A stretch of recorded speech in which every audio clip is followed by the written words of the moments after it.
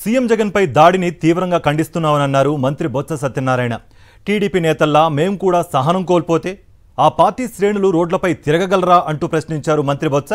తన రాజకీయ ప్రయాణంలో ఇలాంటి ఘటనలు ఇంతవరకు చూడలేదని హేయమైన చర్య అంటూ దుయ్యబట్టారు. వచ్చే ఎన్నికల్లో టీడీపీ తుడిచిపెట్టుకుపోతుంది అంటున్న మంత్రి బొత్స సత్యనారాయణతో మా ప్రతినిధి Anil face to face. Sir, ఎలా చూడాలి ఈ ఘటనను? సీనియర్ రాజకీయ నేతగా పార్టీలకు అతీతంగా ఆయన చెప్పండి. నేను రాజకీయాల్లో ఎన్నో సభల్ని ఎన్నో ప్రధాన నాయకులను చూసాం.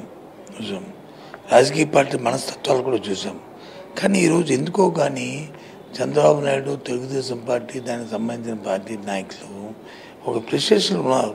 అసలు సహనం కోల్పోతున్నారు. ఏం చేయాలో తెలియదు. వాళ్ళ తాలూకు భాష కానీ, వాళ్ళ తాలూకు వ్యవహార శైలి కానీ, వాళ్ళ స్పీచెస్ కానీ చూస్తే అవుతున్నాయి. నిన్న ఇన్సిడెంట్ ప్రధాన నాయకుడు జగన్మోహన్ రెడ్డి, దేశంలోనే ఎంత అత్యుత ప్రధాన నాయకుడు ఇంకోటి లేదు. జగన్మోహన్ రెడ్డి లాంటి నాయకుడు ఇవాళ నిన్న ఆ స్టోన్తో, ఆ రాయితో విసరడం కారణం బ్యాక్గ్రౌండ్ ఏంటి, అవసరం ఏంటి? ఇదే పని కానీ ఇంకో మా పార్టీ కానీ చేస్తే మేము కూడా వారిలాగే సహనం కోల్పోయి వారిలాగే మేము భాషలో మాట్లాడితే అసలు వాళ్ళు ఇంట్లో బయటికి రాగలరా? ఇది అవసరమా? ఈ వ్యవస్థలో ప్రజాస్వామ్యంలో ఎవరి తాలూకు విధానాలు, ఎవరి తాలూకు ఆలోచనలు ఇంతకుముందు ప్రభుత్వం 14 సంవత్సరాలు ముఖ్యమంత్రి చేశావు కాబట్టి నీ తాలూకు వ్యవహార శైలి, నువ్వు చేసిన పనులు చెప్పుకో. లేదు మేమేంత మా విధానం మీద నీకేమైనా ఉంటే విమర్శించుకో. కానీ భాష మీద ఉండాలి. వ్యక్తిగతంగా తిరగలేవు, రాళ్లతో కొట్టండి, ఇడ్లీతో కొట్టండి, ఏంటి పడితే నాన్సెన్స్. దీన్ని తీవ్రంగా నేను జరిగిన సంఘటన తీవ్రంగా ఖండిస్తున్నాం.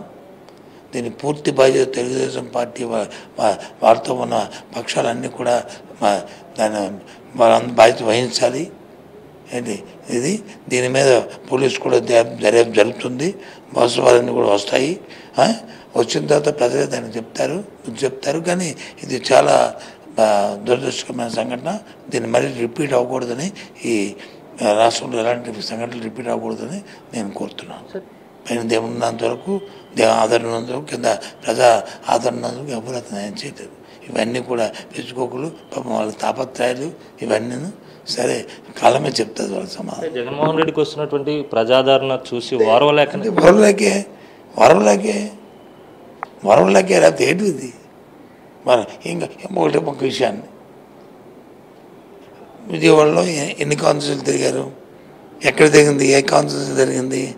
ఆ కాన్స్టిట్యూన్సీ తెలుగుదేశం పార్టీకి ఉన్న నాయకులతో చరిత్ర ఏంటి?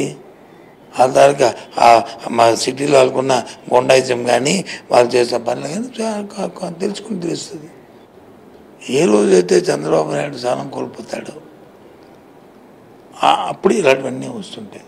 ఎందుకంటే సరే అయిపోయింది తెలుగుదేశం పార్టీది. ఇలాంటి చంచనం చేయబట్టే ఇంకా చెప్తున్నాను. ఇవాళ ఈ డేట్ టు టైము రాసుకోండి. ఈ ఎన్నికల తర్వాత తెలుగుదేశం పార్టీ పూర్తిగా ఈ రాష్ట్రంలో తుడిచిపెట్టుకుపోతుంది. ఇలాంటి సంఘటనల వల్ల, ఇలాంటి నాయకులు ప్రజా వ్యవస్థలో ఉండడం, ఇలాంటి పార్టీల వ్యవస్థలో ఉండడం అనేది చాలా ప్రమాదకరం.